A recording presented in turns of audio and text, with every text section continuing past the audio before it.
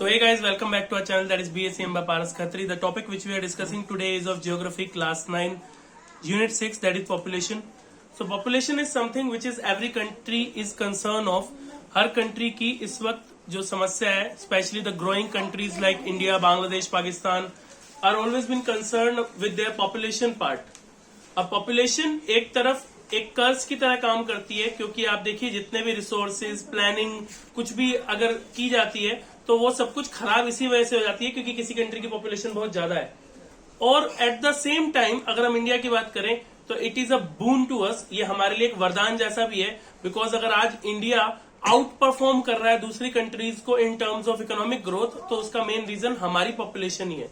क्योंकि हमारी जो पॉपुलेशन है वो हमारी एक कमजोरी से अब हमारी स्ट्रेंथ बनती चली जा रही है, बिकॉज इंडिया जो है वो अब स्किलफुल होता चला जा रहा है.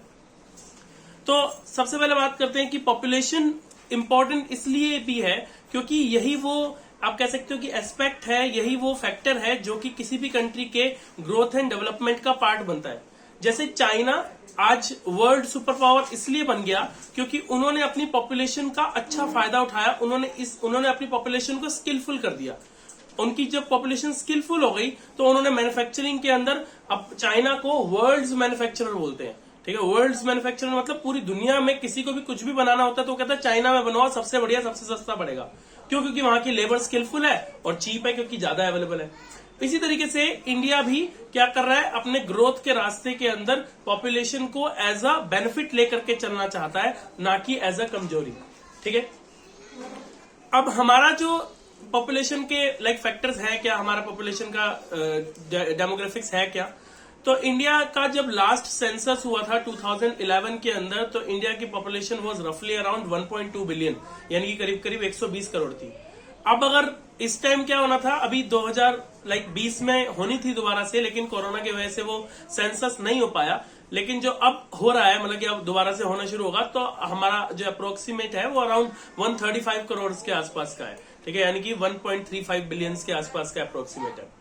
तो ये जो इसकी पहले थोड़ी सी हिस्ट्री जान लेते हैं कि सेंसस क्या होता है, सेंसस कब परफॉर्म होता है. तो सेंसस का मतलब होता है कि जब हम पूरी कंट्री को पर्सन बाय पर्सन जो है वो जाकर के सर्वे करते हैं तो उसे सेंसस मेथड कहते हैं सर्वे का. ठीक है, सर्वे कर रहे हैं हम लोग. सेंसस का मतलब क्या है कि जब हम पर्सन बाय पर्सन एक एक करके हर पर्सन को जो है वो सर्वे करते हैं, उसके डेमोग्राफिक्स को समझते हैं. अगर आपके घर में भी जैसे अभी आज थोड़े दिन में आने वाले हैं सेंसस वाले आएंगे, तो वो कुछ बेसिक नॉलेज समझेंगे आपसे. घर में कितने लोग हैं, कौन क्या करता है, कौन से बच्चे स्टडी करने वाले हैं, कौन जॉब कर रहा है, कितने लोग हैं जो अर्निंग नहीं कर रहे हैं, कितने अर्निंग मेंबर हैं, घर में गाड़ी कितनी है, बाइक कितनी है, स्कूटर कितने हैं. ठीक है, जो लोग पढ़ चुके हैं वो कितना पढ़ाई कर रहे हैं या उनकी कौन सी स्टैंडर्ड में है. ठीक है, तो इस तरीके से आपसे पूरी इंफॉर्मेशन लेके जाएंगे. ठीक है, जिससे कि सेंसस रिपोर्ट तैयार की जा सके और इंडिया के डेवलपमेंट के लिए जो है वो आगे कदम उठाए जा सकते हैं. Census is important. ठीक है, तो सेंसस क्यों इम्पोर्टेंट है, क्योंकि देखिए किसी भी चीज को प्लान करने के लिए पहले उसको अच्छे से समझना जरूरी है कि वो एक्चुअल में है क्या. ठीक है ना, तो इंडिया को जब तक हम पूरी तरह समझेंगे नहीं कि कैसे क्या काम करता है, तब तक हम उसे प्लान नहीं कर पाएंगे. अब हमारा जो फर्स्ट जो सेंसस हुआ था इंडिया के अंदर वो 1872 में हुआ था. उस टाइम पे जो है वो अंग्रेजों ने इसको, ब्रिटिश गवर्नमेंट ने इसको करवाया था, लेकिन जस्ट बिकॉज इस पे उतना फोकस नहीं किया गया था, उतना ज्यादा इस पे मैन पावर रिसोर्सेज खर्च नहीं किए गए थे, तो ये उतना ज्यादा एडिक्वेट नहीं माना जाता, उतना ज्यादा सही नहीं माना जाता है.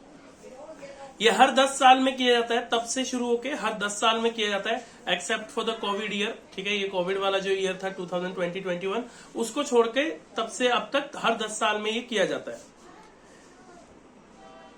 इंडिया की अगर हम पॉपुलेशन अकाउंट की बात करें तो वर्ल्ड पॉपुलेशन की, जो वर्ल्ड की टोटल पॉपुलेशन है, it is expected to be around 7 billion. ठीक है, 6.57 बिलियन के आसपास जो है वो वर्ल्ड पॉपुलेशन मानी जाती है. और उसका मैंने आपको बता दिया कि 1.35 बिलियन जो है वो इंडिया में है.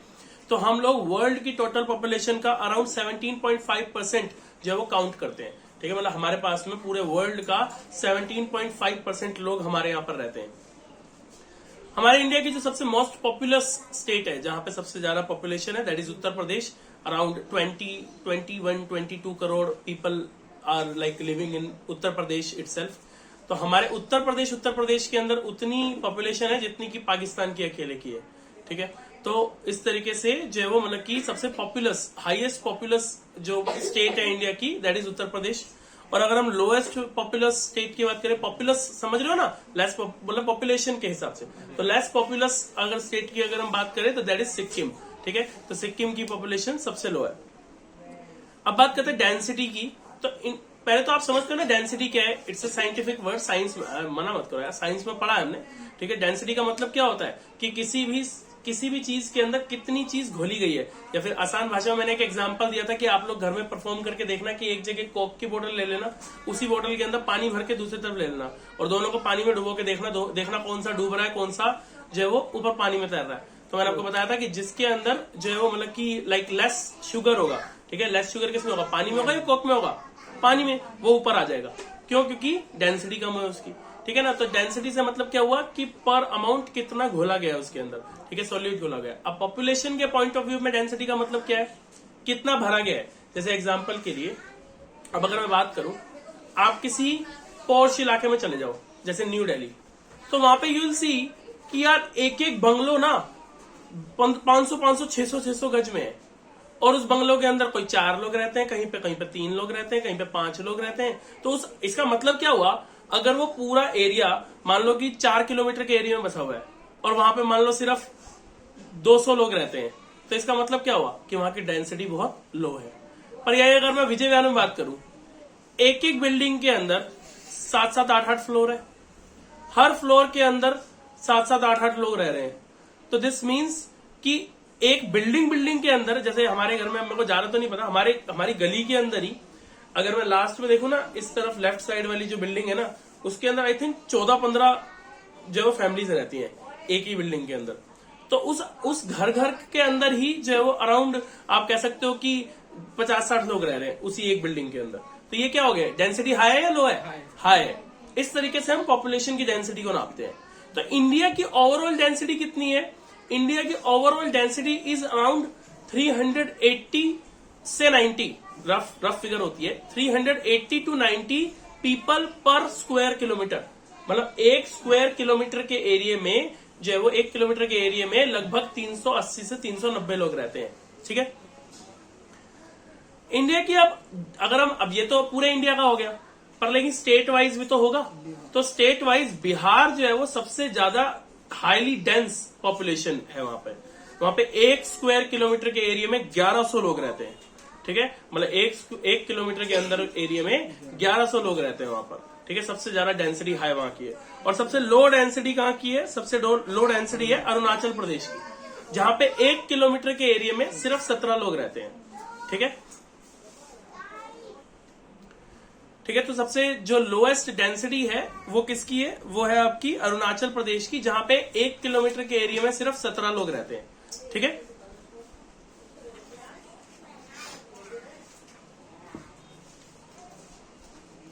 तो अब अगर हम बात करें कि वर्ल्ड के हिसाब से, ठीक है, तो ये तो अभी हमने इंडिया की बात करी कि इंडिया के अंदर हर 1 किलोमीटर के अंदर 380 to 90 लोग रहते हैं। पर अगर हम इसे वर्ल्ड से कंपेयर करें तो वर्ल्ड से कंपेयर करें तो only Bangladesh and Japan are only 2 countries जिनका डेंसिटी जो है वो हमसे ज्यादा है। बात समझ में आई? मतलब उनका डेंसिटी, सिर्फ ये 2 कंट्रीज है पूरे वर्ल्ड के अंदर, 195 कंट्रीज में से सिर्फ ये 2 कंट्रीज हैं जिनका जो डेंसिटी है पर स्क्वायर मीटर का जो एरिया के अंदर लोग रह रहे हैं वो हमसे ज्यादा रह रहे हैं। ठीक है, बाकी सबके अंदर। अब लोग कहते हैं चाइना का क्यों नहीं है यार, चाइना की पॉपुलेशन हमसे भी ज्यादा है, तो उनका क्यों नहीं है, उनकी डेंसिटी लो कैसे? आप चाइना का कभी मैप देखो, कितनी बड़ी तो उनके पास में स्पेस है ना। तो वो स्पेस ज्यादा होने की वजह से उनकी जो पॉपुलेशन है वो स्कैटर्ड है, बिखरी हुई है, हर जगह पे फैले हुए लोग, इस वजह से। अब बात करते हैं पॉपुलेशन चेंज की। ठीक है, पॉपुलेशन चेंज कैसे होता है? ठीक है, अब जैसे मैं आपको बताऊं कि अभी जो ग्रोथ रेट थी इंडिया की, जो ग्रोथ रेट है पॉपुलेशन की, it is around 2% per year. ठीक है, 2% पर ईयर की ग्रोथ रेट है इंडिया की।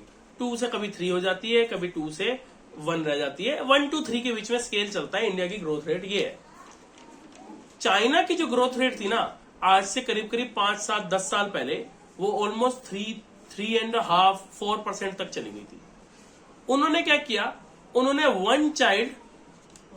वन चाइल्ड पॉलिसी को इंप्लीमेंट किया अपनी कंट्री के अंदर, कि एक ही बच्चा जो है वो आप लोग पैदा करेंगे, ठीक है।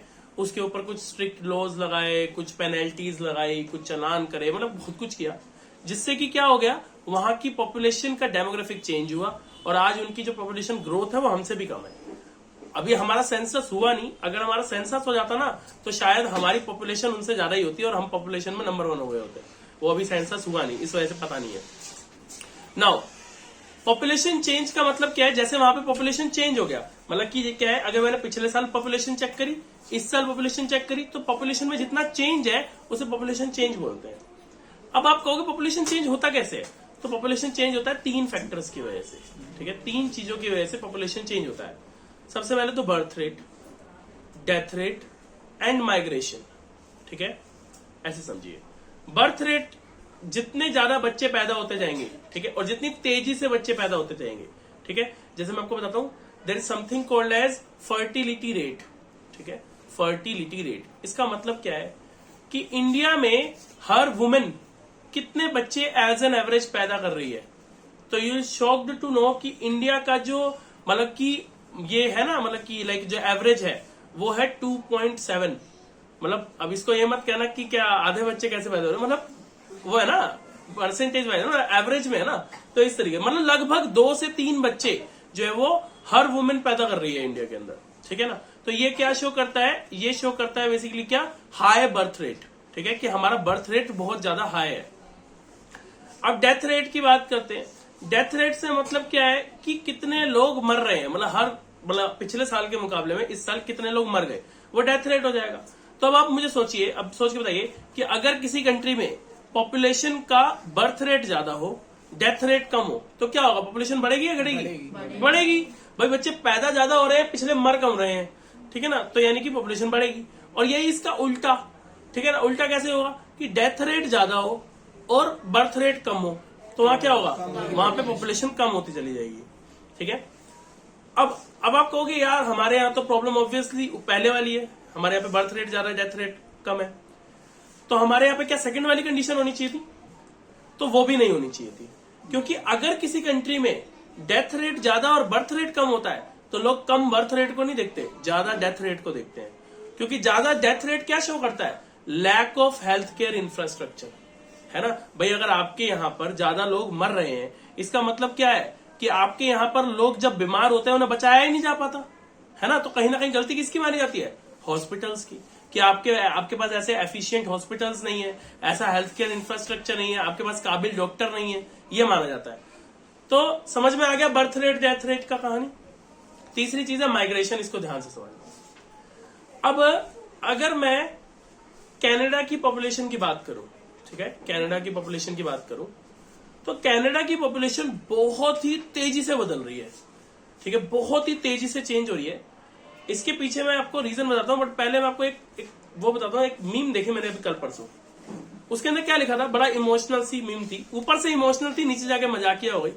उसमें लिखा था कि ना सबसे मिलते रहा करो, हंसते रहा करो दोस्तों, पता नहीं कब कौन कनाडा चला जाए, ठीक है। अब इसका मतलब क्या है, ये चीज अपने आप में एक चीज शो कर रही है, और आपने भी ऐसा फील किया होगा कि आपकी फैमिली में कोई ना कोई तो होगा जो या तो अभी रिसेंटली कनाडा चला गया होगा या प्लानिंग कर रहा होगा, जाने की तैयारी कर रहा होगा। इसका मतलब क्या है, इसका मतलब ये है कि लोग बहुत तेजी से फॉरेन कंट्रीज की तरफ माइग्रेट कर रहे हैं, ठीक है। तो जब कोई एक जगह को छोड़ के दूसरी जगह चला जाता है तो उसे क्या बोलते हैं, माइग्रेशन बोलते हैं। अब हो सकता है कि आपकी टीचर ने ना आपको माइग्रेशन के टॉपिक में यह पढ़ाया हो कि जैसे बिहार से लोग दिल्ली आ जाते हैं। अब मैं आपको वो एग्जांपल क्यों नहीं दे रहा, मैं आपको वो एग्जांपल इसलिए नहीं दे रहा क्योंकि वो माइग्रेशन जो कि डोमेस्टिक लेवल पे होती है उसका पॉपुलेशन चेंज पे कोई असर नहीं पड़ता। आप ऐसे सोचो कि वो बंदा बिहार में गिना जाए या दिल्ली में गिना जाए, उससे क्या इंडिया की पॉपुलेशन पे कोई फर्क पड़ेगा क्या? नहीं ना। इंडिया की पॉपुलेशन में फर्क तब पड़ेगा जब इंडिया के लोग इंडिया से बाहर जाएंगे। तो यहां पर माइग्रेशन का मतलब, पॉपुलेशन वाले चैप्टर की बात कर रहा हूं स्पेसिफिकली, तो पॉपुलेशन वाले चैप्टर के अंदर माइग्रेशन का मतलब सिर्फ ये है कि एक कंट्री से जब दूसरी कंट्री जाते हैं तो उससे पॉपुलेशन पे असर पड़ता है। इतनी बात समझ में आ गई?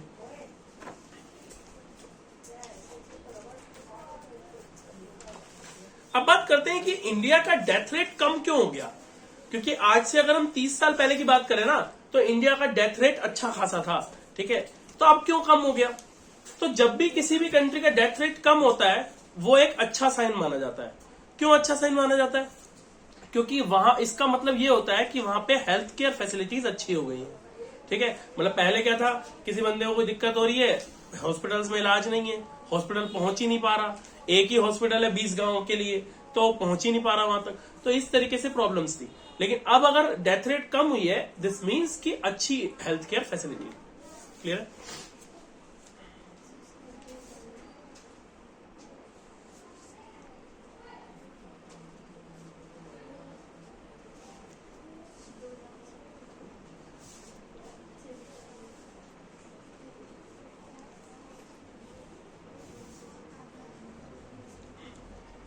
So there is something called as push factor and there is something called as pull factor migration के अंदर ही।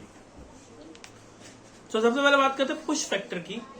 पुश फैक्टर क्या होता है कि जब गांव के लोगों को दिखाई देता है कि शहर में ज्यादा अपॉर्चुनिटीज हैं, ठीक है, या फिर आप कहो कि इंडिया के लोगों को दिखाई देता है कि ऑस्ट्रेलिया, अमेरिका, कनाडा में ज्यादा अपॉर्चुनिटीज हैं, तो वो यहाँ के लोगों को पुश करते हैं वहां जाने के लिए। ठीक है, और जब वहां के लोगों को या फिर वहां बैठे हुए हमारे इंडियंस को ये दिखेगा कि यहीं पर यार ज्यादा बेटर अपॉर्चुनिटीज हैं, तो वो वापसी पुल हो जाएंगे। बात समझ में आ गई? वो वापसी आ जाएंगे। ठीक है, मैं आपको एक इसका एग्जांपल बेस्ट देता हूं। 2020-21 के अंदर जब कोरोना चल रहा था ना, तो फॉरेन में रहने वाले अगर 100% मान लो, मैं मान लेता हूं कि फॉरेन में जितने लोग रह रहे थे उसको मैं टोटल 100% मान लेता हूं, तो एक डेटा बोलता है कि लगभग 70% लोग वापसी आ गए थे उस दौरान। क्यों वापसी आ गए थे? क्योंकि इंडिया के अंदर हेल्थ केयर फैसिलिटीज उन कंट्रीज से मच बेटर दिख रही थी। तो ये एक उनके लिए क्या हो गया, पुल फैक्टर बन गया, क्योंकि उन्हें यहां पर ज्यादा अच्छी बेटर अपॉर्चुनिटीज दिख रही थी।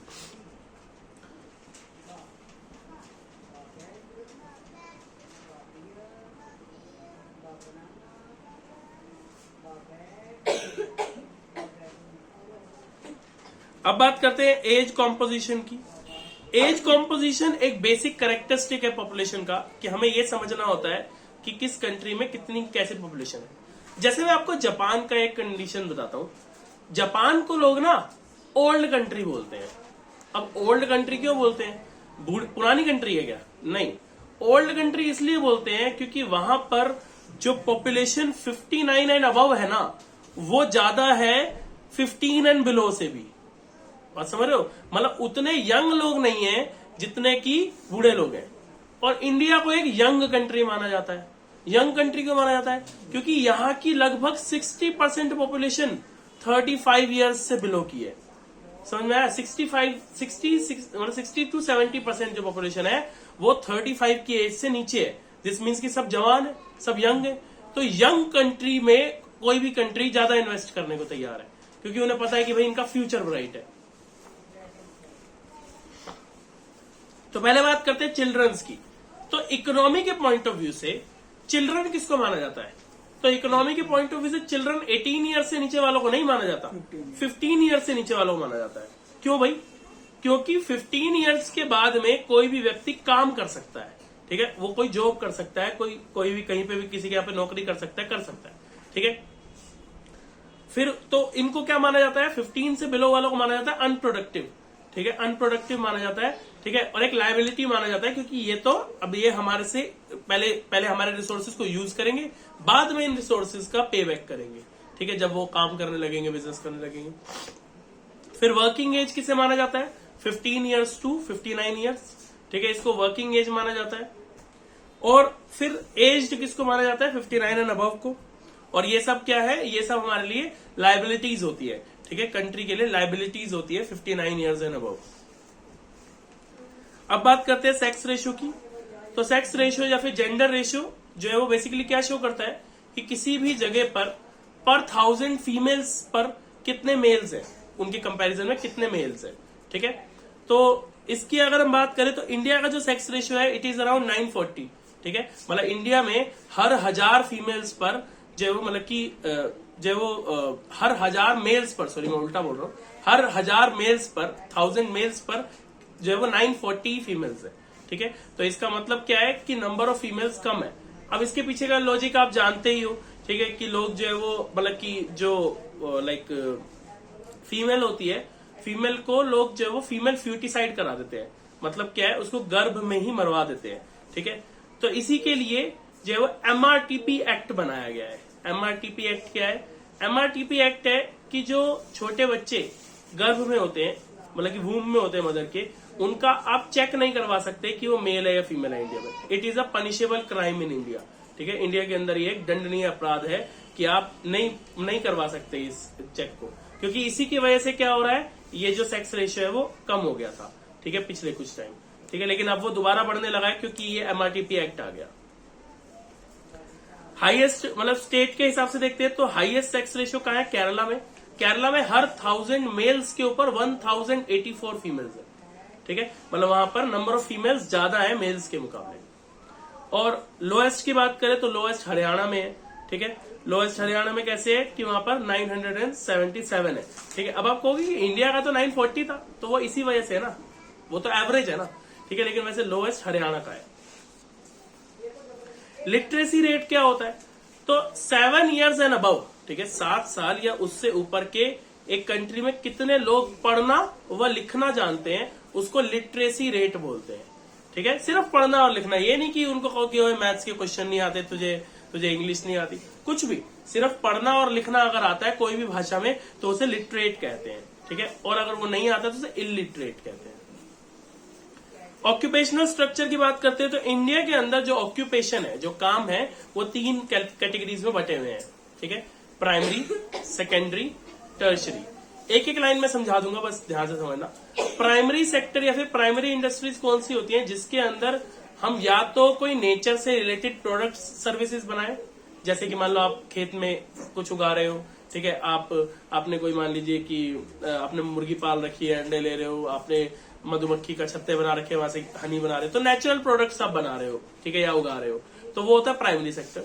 सेकेंडरी सेक्टर क्या होता है कि प्राइमरी सेक्टर के प्रोडक्ट को एज अ रॉ मटेरियल लेकर के आपने कुछ बनाया, जैसे खेत में आलू उगा, प्राइमरी सेक्टर, उस आलू को ले जाकर के आपने फैक्ट्री में चिप्स बना दिए, पैक करके बेच दिया, वो क्या हो गया? वो सेकेंडरी सेक्टर। और टर्शरी सेक्टर क्या होता है?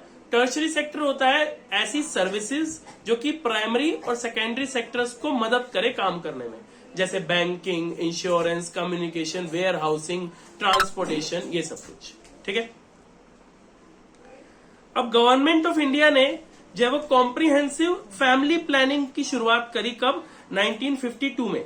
ठीक है, तो इंडिया की जो गवर्नमेंट थी, उनको 1952 में ही ये चीज समझ में तो आ गई थी कि भाई देखो फैमिली प्लानिंग करना जरूरी है। ये फैमिली प्लानिंग समझते हो क्या होता है? फैमिली प्लानिंग से मतलब होता है कि मतलब कि एक जो कपल है वो डिसाइड करे कि how many childrens do they want. ठीक है, और कब चिल्ड्रन चाहिए। ठीक है, तो उसको फैमिली प्लानिंग बोलते हैं। ठीक है, तो फैमिली प्लानिंग को जो है वो शुरू किया, मतलब कि लोगों को अवेयर करना शुरू किया। ठीक है, जैसे अभी मुझे याद आ रहा है, अगर आप में से किसी ने कोई वेब सीरीज देखी हो पंचायत नाम से, ठीक है, अमेजोन प्राइम पे वेब सीरीज है पंचायत, तो उसके अंदर वो जो गांव में ना वो हर जगह लिखवा देते हैं, कहते हैं 2 बच्चे हैं मीठी खीर, उससे ज्यादा बवासीर। ठीक है, तो ये क्या है? It's a part of government campaign. ठीक है, ये सरकार के कैंपेन है ताकि लोगों को हर्ट किया जा सके, लोगों को इंटेंशनली उनको बुरा लगवाया जा सके कि यार ये अच्छी चीज नहीं है, इस तरीके से। इसके अलावा जो है वो मतलब कि गवर्नमेंट जो है वो ये समझती है कि बच्चों को अगर अर्ली एज में एजुकेशन अच्छी दी जाए तो वो अपने आप ही इतने एजुकेटेड रहेंगे, इतने ज्यादा आप कह सकते हो कि समझदार तो रहेंगे कि एटलीस्ट वो फैमिली प्लानिंग को समझ सकेंगे। ठीक है, वो उतने ज्यादा रिजिड नहीं रहेंगे। तो इसीलिए गवर्नमेंट ने इस प्लानिंग के हिसाब से 14 years एंड बिलो के हर बच्चे को free and compulsory education provide करी है। ठीक है, तो आज जो 8th क्लास तक बच्चों को ये फ्री बुक्स, फ्री सब कुछ मिलता है, उसके पीछे का लॉजिक क्या है? वो यही है।